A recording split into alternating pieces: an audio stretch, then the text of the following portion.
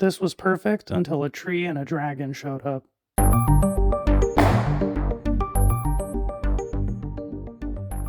The Legend of Zelda Skyward Sword seems to operate on a predestined timeline. We see this especially with the figure Impa, who is basically a living bootstrap paradox. And as we have said previously, bootstrap paradoxes are only possible in predestined timelines.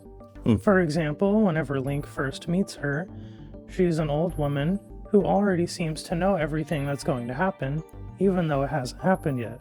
She also has a bracelet that Zelda has not yet given to her, and she is able to help Link along in his journey because she already knows what's going to happen, even though it hasn't happened yet. Another point of interest in the game is the time shift stones.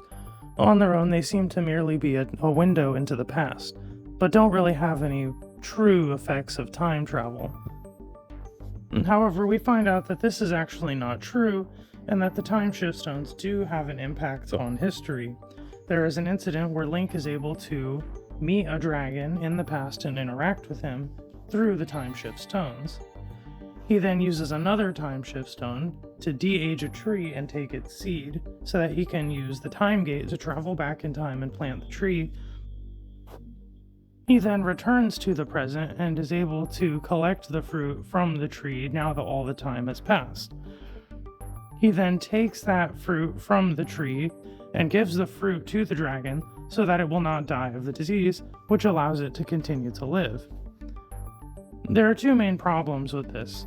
The first issue is that if this is truly a predestined timeline, the tree should have always been there and the fruit should have always been there, but it was not there until after Link had gone back in time and planted the seed, which would be like a dynamic timeline and not a predestined timeline. The other problem we bump into is that when you deactivate the time shift stones, the dragon bones are no longer there, because the dragon no longer dies as he did originally because now he is in good health.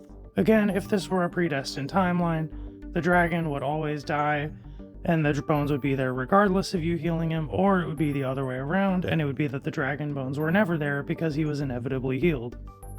So we see that the timeline is not entirely predestined, as the timeline actually changes based on these events.